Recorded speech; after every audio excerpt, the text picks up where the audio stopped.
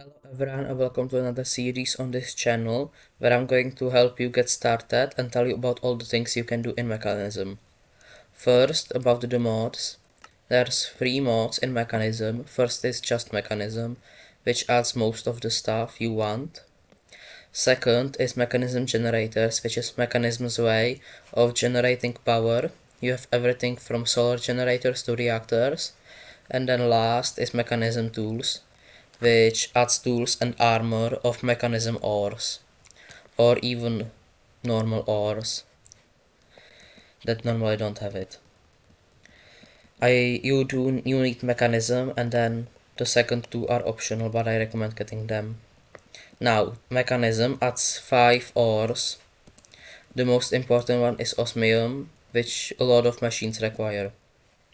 Now, I recommend first you get a tank, which is for redstone and for iron, and that allows you to get 32 buckets of any liquid. Then machines have 4 tiers. Some of them start on later tiers, so they only have the one, but most of them are upgradable. Now the first machine we have is the heat generator, which allows you to generate heat from lava. It requires 3 iron ingots, 2 planks of any kind, 2 copper ingots, 1 osmium ingot, and 1 furnace. And it generates power based on surrounding heat. So as you can see, it isn't doing anything, but if I place lava, you can see it starts to generate a bit of power. And the more lava you have around it, the more it generates. You can also place lava inside to make it generate a lot, but only until it runs out of lava. Next, we have the energy tablet, which requires 4 redstone, 3 gold, and 2 infused alloys, which I'm going to tell you how to get a bit later on. And then you can use those in an energy cube with 4 redstone, 2 of the tablets, 2 iron ingot, and 1 steel casing, which allows you to store power. As you can see, this is now getting empty and this is filling up. So, now onto the first real machine. We have the metallurgic infuser, which requires 4 iron, 2 redstone dust, 1 osmium, and 2 furnaces. And the first thing you're going to want to do is create steel, because every other machine requires steel or a resource from machine that requires steel. So you need iron and coal.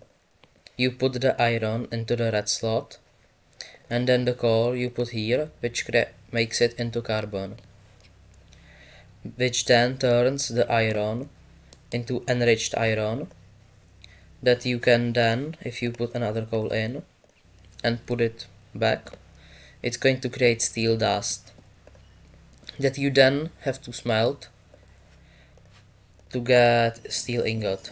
This machine I have here is an energized smelter, which is basically a furnace that requires power. To get it, you need to get 2 glass, 4 redstone dust, 2 circuits, and 1 steel casing. The circuits you get by doing the same thing as with the steel, you just do redstone and osmium. Now the steel casing you make by putting 4 steel ingots, 4 glass and 1 osmium in a crafting table. Now there's the enrichment chamber, which, as you saw earlier, the coal gives you 10 carbon, but if you grab coal and put it in the enrichment chamber, you can create enriched carbon, which gets you a lot more. As you can see, it gives you 8 times the amount. You can enrich a lot of the resources. The most important ones is going to be redstone, coal and diamonds, which allows you to get more of the resources. It's crafted with 4 redstone, 2 iron ingots, 1 steel casing and 2 basic circuits. Now, these are the basic resources you're going to want to automate, or at least get a lot of. The circuits is redstone and osmium in the metallurgic infuser. Then the infused alloy is redstone, but with iron this time, which gives you the alloy. Then to get the next tier of alloy, which is reinforced alloy, you're going to need the infused one with diamonds, and that gives you the reinforced alloy. I recommend enriching all of these resources because it gives you more the resources for just one ingot or gem. Next is atomic alloy, which is quite late game, so you don't need to worry about that just yet. First you put obsidian in the enrichment chamber, that gives you obsidian dust.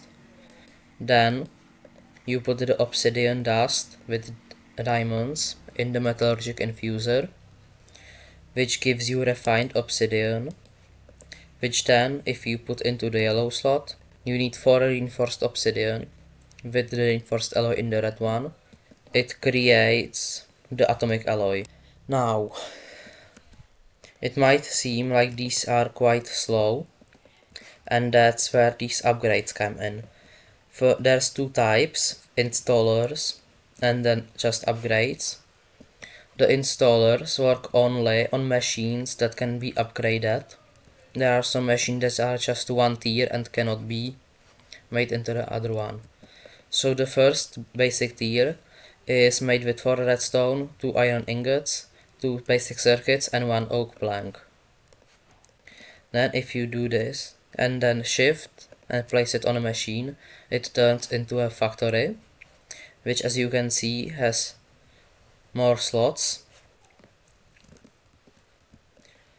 Now the next one is 4 infused alloy, 2 osmium ingot and 1 oak plank, and advanced circuits, which are just 2 alloy and a circuit, and that's how you upgrade all of them, all of the circuits. Now it turns into an advanced factory, which has a lot more slots. Then to get the elite one, you need 4 reinforced alloy, 2 gold, 1 plank, and elite control circuits, which gives you quite a lot. And the last one is 4 atomic alloy, 2 diamonds, 1 oak plank, and 2 ultimate control circuits, which gives you a lot of slots. Now there's the actual upgrades. These 3 are probably the most important. First one is a speed upgrade, which is 2 infused alloy, 2 glass and an osmium dust, which requires all of these except a different dust. The speed just increases the speed, as it says, but requires more power. Next is the energy upgrade, which is once again 2 infused alloy, 2 glass, and this time gold dust, which is an energy upgrade, which makes it require less. I recommend using both of these. Now there's the muffling upgrade, which is 1 steel, 2 infused alloy and 2 glass, and this one makes it so that the machine don't make that much sound, because as you probably heard earlier, the machines are quite loud. But now if you put the muffling upgrade in, you can't hear it. Well, you can, but if you do the multiple of them, you won't be able to hear it. Next is the gas upgrade, which these 3 most machine can accept, but the next ones only some can. So the gas upgrade is 1 iron dust, 2 alloys and 2 glass, and that is for some machines that require gas to make a different resource, to make it more efficient. So that's a bit late game. Then there's the filter upgrade, which requires 2 infused alloys, 2 glass and 1 tin dust, and that makes it so if you put it on a pump, it does heavy water instead of normal water. So as you can see, this pump creates normal water, but if you break this, it normally generates normal water, but if you place the filter upgrade in, and then you can see it's generating heavy water. It is a lot slower, but that's because it's heavy. Next, the anchor upgrade, which is 2 infused alloy, 2 glass and 1 diamond dust, which basically makes the chunk of the machine chunk loaded, which only a select few machines can use. Then there's a stone generator upgrade, which is 1 lava bucket, 1 water, 2 glass and 1 infused alloy, which is used for machines that break blocks to make them automatically replace it with stone. Now, it seems like there's quite a lot of resources, so you might be thinking it's going to be annoying to refill it all, and that's where these come in. These are basically mechanisms way of transporting different resources. There's a logistical transporter, which requires 2 steel, 1 basic circuit, and gives you 8, and that's for transporting resources. Then there's a cable, which is 2 steel, 1 redstone, and that allows you to transport energy. Then there's the pipe, which requires 2 steel and a bucket, that's for transporting liquids. Then there's the tube, which is 2 steel, 1 glass, and it allows you to transport gas. Then the last one is a conductor, which is 1 copper and 2 steel, and that allows you to transport heat. The one you're going to probably want the most of is the transporter and the cable.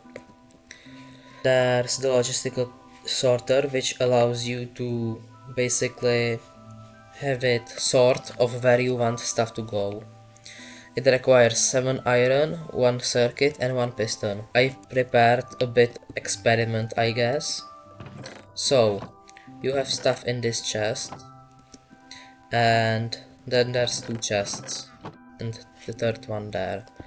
If you place this down, and you put it to auto eject, and then I'm going to start it, have it ignore redstone, it's just going to grab stuff out of the chest and put it into the nearest one. But if you do round robin, it's going to cycle between all of them.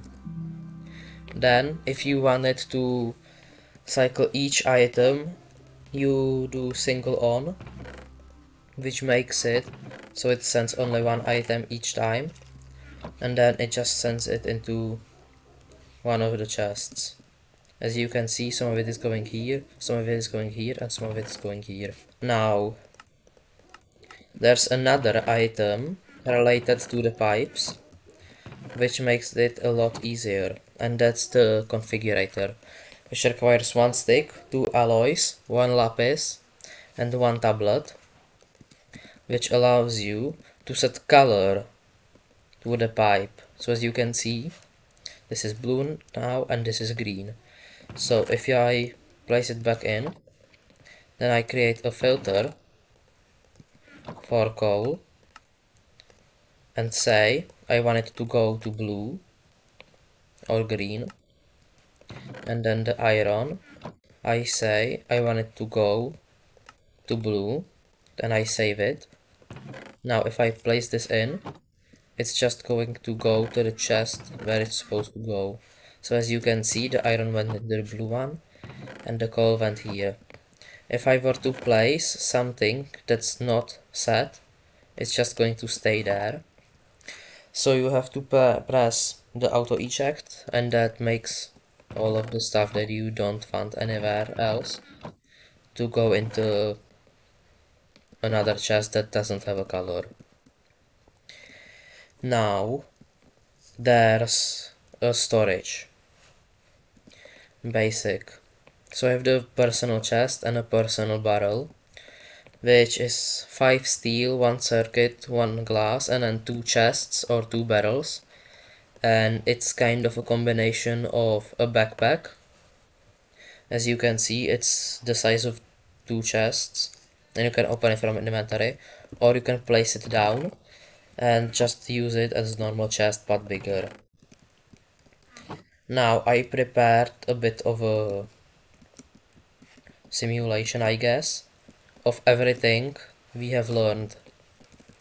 So if I take the iron, the coal, I can place it into this chest and then it will come out. Also, each machine has a config where you can set where you want each side to do. So for example, at the bottom I want energy, then I want it to output from the back and input from the front. So now items will come from here and then go out from here. There's also an eject option where it can automatically pull the items out, or you can do it with the configurator to set it to pull. And now it's going to grab from the chest, enrich the coal, then the energized smelter smelts it into iron, and then here it becomes enriched iron, and here it becomes steel. But as you can see, there's nothing here. Now you might be wondering why, and that's because the pipes automatically put it to the nearest one. So until this is full, it won't go into here. Which is why the logistical sorter is such a useful machine, because you can just set it to put it in all of them equally, then set it to auto eject even stuff that isn't on a filter. Now if you set it to ignore redstone, it's just going to place one here and then one here. And that's basically it. The last step is now to just grab the enriched iron and place it onto here, which as you can see is full, which is why the installers are so useful, because they not only speed it up by you having multiple slots, you can also have multiple resources getting smelted at once.